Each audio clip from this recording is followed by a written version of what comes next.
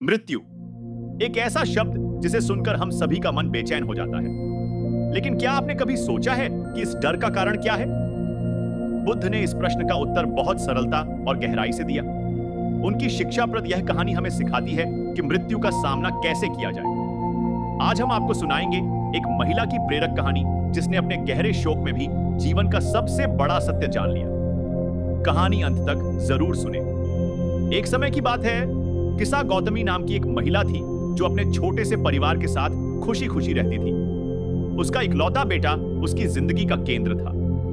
वह उसे देखकर हर दिन मुस्कुराती, उसकी छोटी छोटी बातों में अपनी दुनिया ढूंढती। लेकिन एक दिन अचानक सब कुछ बदल गया।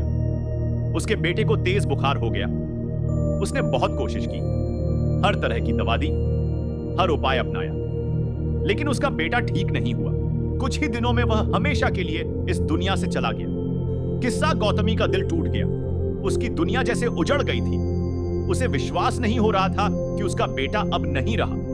उसने अपने बेटे के शव को सीने से लगाकर पूरे गांव में दौड़ना शुरू कर दिया।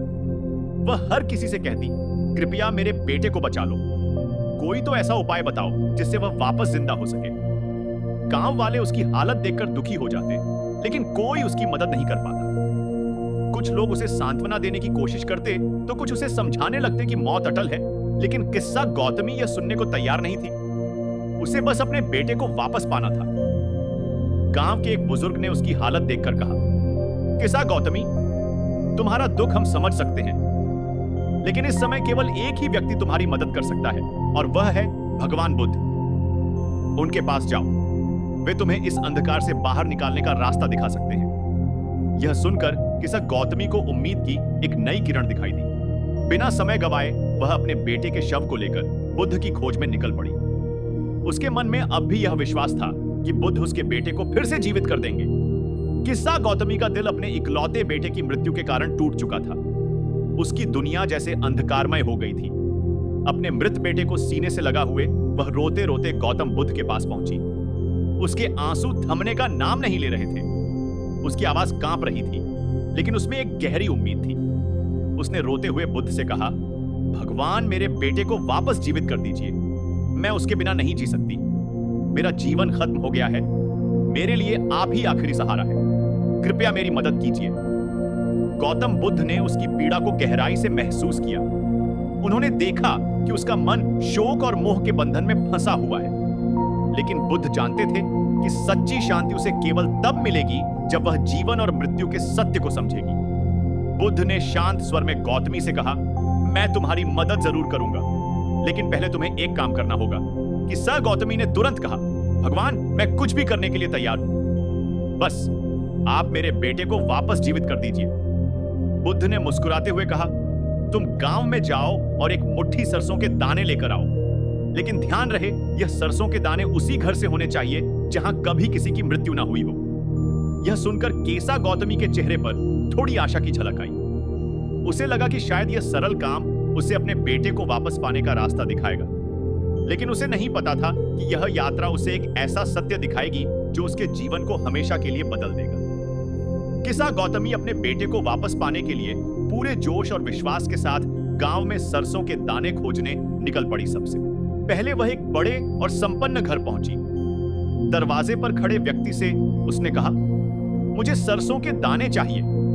घर के लोग उसकी सहायता करने के लिए तैयार हो गए। उन्होंने कहा, यह लो, हम तुम्हें सरसों के दाने दे सकते हैं। लेकिन किसा गौतमी ने तुरंत पूछा, क्या इस घर में कभी किसी की मृत्यु नहीं हुई? यह सुनते ही घर के लोगों के चेहरे पर एक गंभीरता आ गई। उन्होंने धीरे से कहा, यह कैसे संभव है? हमारे परिवार के कई प्रियजन इस दुनिया को छोड़ चुके हैं। मृत्यु तो हर किसी की सच्चाई है। किसा गौतमी थोड़ी निराश हुई, लेकिन उसने हार नहीं मानी। वह अगले घर पहुंची। वहां भी उसे सरसों के दाने देने के लिए तुरंत तैयार हो गए। लेकिन जब उसने वही सवाल पूछा, क्या इस घर में कभी किसी की मृत्यु नहीं हुई, तो जवाब फिर से वही था, यहां भी हमारे अपने हमें छोड़कर जा चुके हैं। मृत्यु तो जीवन का हिस्सा है। धीरे धीरे दिन ढलने लगा। किसा गौतमी तीसरे, चौथे और पांचवें घर भी गई। हर जगह उसे सरसों के दाने तो मिल सकते थे, लेकिन ऐसा कोई घर नहीं मिला जहां मृत्यु ने दस्तक ना दी हो। वह थक चुकी थी। लेकिन इस थकावट से ज्यादा उसे भीतर एक अजीब सा एहसास हो रहा था। पूरे दिन की खोज ने वो एक सच्चाई का सामना कराया था जिसे उसने पहले कभी इस नजरिए से नहीं देखा था। जब वह एक छोटे से घर के बाहर बैठी तो उसने सोचा, मृत्यु तो केवल मेरे बेटे के साथ नहीं हुई, यह तो हर घर, हर इंसान की सच्चाई है। कोई इससे बच नहीं सकता, यह जीवन का हिस्सा है। किस्सा गौतमी की आंखों से आंसू बह रहे थे, लेकिन इस बार वे आंसू केवल दुख के नहीं थे। उनमें एक समझ, एक स्वीकृति और एक गहरी शांति का भाव था। उसने आसमान की ओर देखा। सूर्य धीरे धीरे अस्त हो रहा था। उसने महसूस किया कि जैसे सूरज डूब रहा है, वैसे ही जीवन भी अपने समय के साथ समाप्त होता है। लेकिन वह सूर्य फिर से उगता है, जैसे जीवन भी नए रूपों में आता रहता है। उसके मन में एक सवाल कंधा, अगर मृत्यु अटल है तो फिर मैं इससे भाग क्यों रही थी? क्यों? मैंने इसे केवल अपना दुख मान लिया था कि इस गौतमी ने अपनी सांस को गहरा खींचा। अब वह उस सच्चाई को समझ चुकी थी जो बुद्ध उसे दिखाना चाहते थे। शाम का समय हो चला था। थकी और शांत मन से किसा गौतमी बुद्ध के पास वापस लौटी, लेकिन इस बार वह वैसी नहीं थी जैसी सुबह थी। उसके चेहरे पर दुख के गहरे निशान तो थे, लेकिन उसकी आंखों में आंसू नहीं, बल्कि एक गहरी शांति झलक रही थी। उसने धीमे स्वर में कहा, भगवान, मैं समझ गई हूं। मैंने पूरे गांव में हर घर का दरवाजा खटखटाया, लेकिन ऐसा कोई घर नहीं मिला जहां मृत्यु ने दस्तक ना दी हो। अब मुझे एहसास हुआ कि मृत्यु से कोई नहीं बच सकता। यह जीवन का एक अटल सत्य है।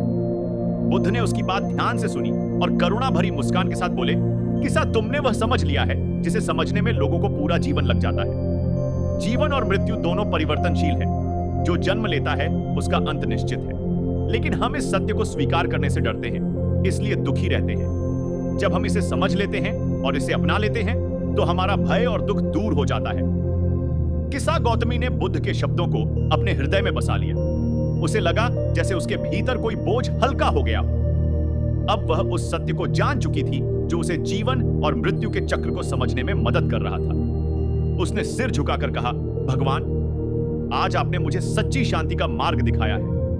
मैं इसे हमेशा याद रखूंगी और जीवन को इस नई समझ के साथ जीऊंगी। बुद्ध ने आशीर्वाद देते हुए कहा, यह समझ ही तुम्हारा मार्ग है। अब तुम मोह के बंधन से मुक्त होकर सच्ची शांति और ज्ञान की ओर बढ़ सकती हो। किसा गौतमी ने मुस्कुराते हुए विदा ली। वह अब जीवन के हर पल को नई दृष्टि से देखने के लिए तैयार थी। दोस्तों, यह कहानी हमें यह सिखाती है कि मृत्यु का डर केवल अज्ञानता का परिणाम है। जीवन के चक्र का हिस्सा मान लेते हैं तो हम अपने दुख और भय से मुक्त हो जाते हैं। बुद्ध का संदेश सरल है, वर्तमान में जियो, करुणा और शांति से भरे जीवन का आनंद लो। अगर यह कहानी आपके दिल को छू गई हो तो इसे लाइक करें और अपने प्रियजनों के साथ साझा करें। और बौद्ध प्रेरणादायक कहानियों के लिए हमारे चैनल इंस्पायर्ड बुद्धा को सब्सक्राइब करना ना भूलें। धन्यवाद। नमो बुद्धाय।